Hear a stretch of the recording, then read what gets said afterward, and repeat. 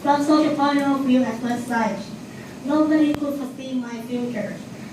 Yet my parents refused to give up on me.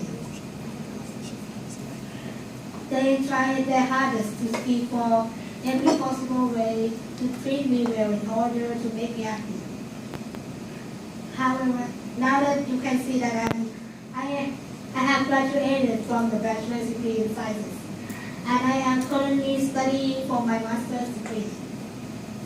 I feel myself as a person with multiple disabilities who could surpass my own limitations, stigmatization, and the negative meaning of the disability given by society.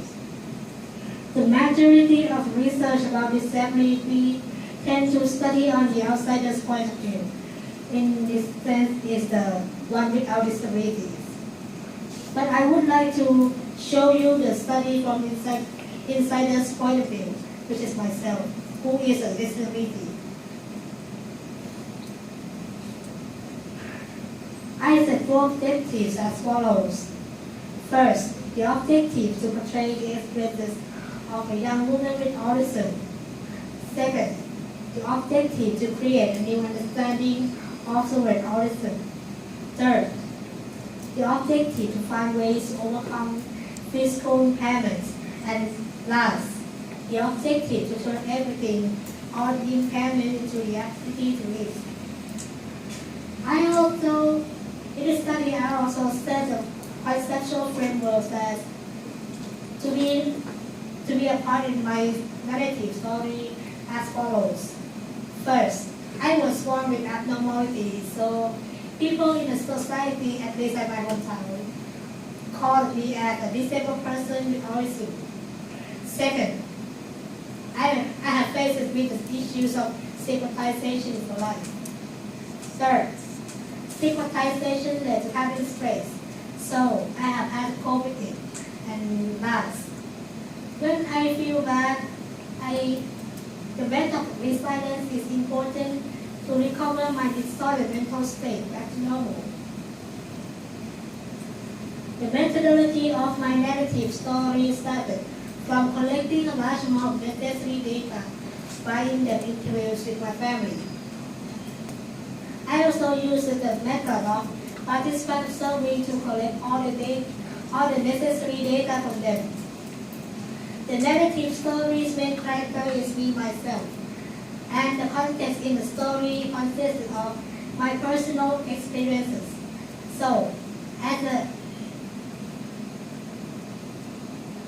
narrator of the story about my own life experiences, I can guarantee that the story is true.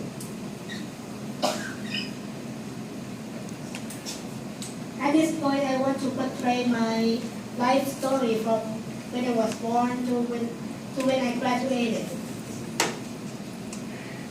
You can all see that my first ever photo shows me as a very cute baby. In the first 21 months of my life, I have been grown and looked like others. However, I have grown into an abnormal child resulted from my disorders. My doctor said that I needed a special treatment. My parents were determined that I was that child and they wanted to give me their best care. In order to improve my learning and physical development, they started seeking for the information about my treatment, along with receiving the treatment from the medical experts. By teaching me to mimic them over and over, I could understand and automatically continue the lesson myself. They also sought for the best methods of taking care by observing and understanding me, along with making their efforts to train me about the development of my living skills. Next, they prepared me by training my development and skills to ensure I could attend school. They had to raise me to be a happy-go-lucky child. They used the strategies of resilience to cope with my issues back then. They even remember that without me accessing to my rights and welfare benefits under the law. Since I had specific caring needs, which exceeded those of normal people, my parents had to rearrange their priorities. Mother resigned from career to raise me. Father devoted himself on working alone. They tried to explain in the extended family about my conditions. And they also sought for family with autistic individuals to learn their experiences. Well, in terms of dealing with the experiencing social stigmatization and discrimination of my parents, my mother said that she was blamed as a bad or evil mother who causes her own child to be born disabled. In the family, though, they didn't believe that my disability was from anyone in the family. They also believed that I was born as a special kind of child. My mother gave the meaning of my disability that it would eventually kill, as if it was other curable diseases. While my father believed that he could make my condition better by giving me the right to study in the school. My behavior was that of an active child who couldn't stay still, yet I preferred to be by myself. In addition, I had failures of communication and understanding, causing me to have just a few friends. For me and autistic individuals, I thought I was better at because I was the center of attraction. The symptoms I had shielded me from being stressed about such events. Curiosity and disapproval from people and my classmates seeing me made me be stigmatized in many ways. For they said, she can't even call her real food. Why you take her to school? You must be bad or evil, so your child was born disabled. And my classmates will call me the dirty pig, crippled, or duct, for example. When I reviewed those past events, I found out that I was stigmatized by adults and my classmates for their sympathizes and displeased me. Although I was blamed, my attitude to the question was that they didn't understand what Tip's parents tried to do for her. This is what my mother said. I accepted my autism couldn't understand that I was stigmatized by people. My mother and everyone in my family have co-operated for me. My mother spoke and explained to everyone about the necessity for me to study. Meanwhile, my parents ignored and pretended not to have any interest in the stigmatization.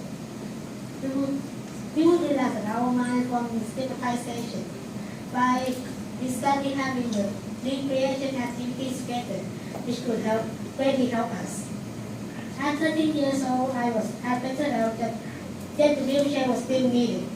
From past experiences of the stigmatization by the societies and movements, I learned and understood some type of stigmatization. That I felt dissatisfied by it.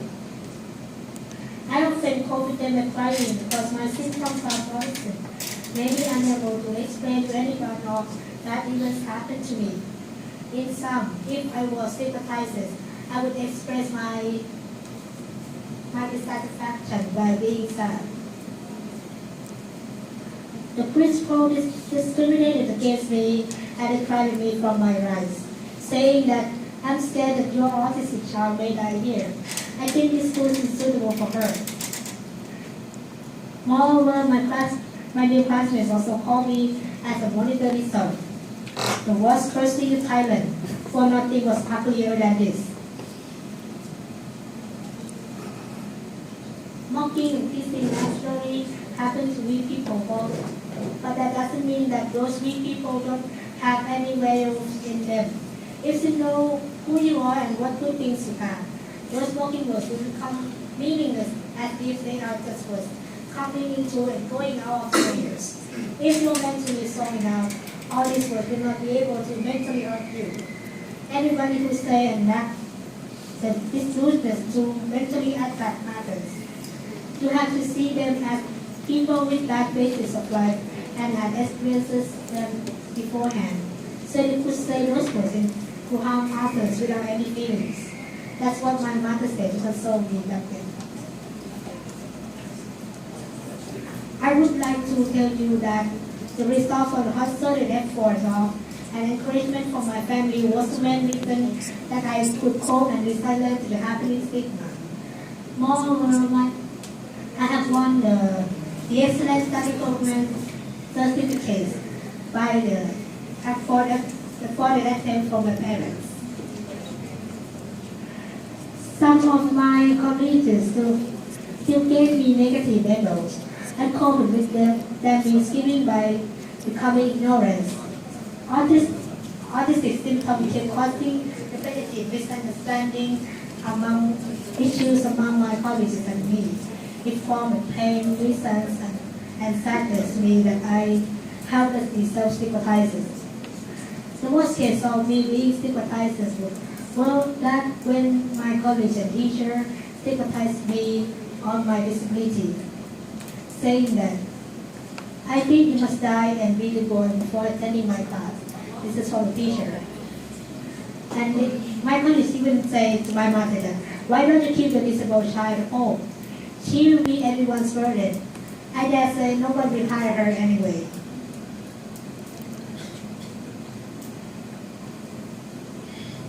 I think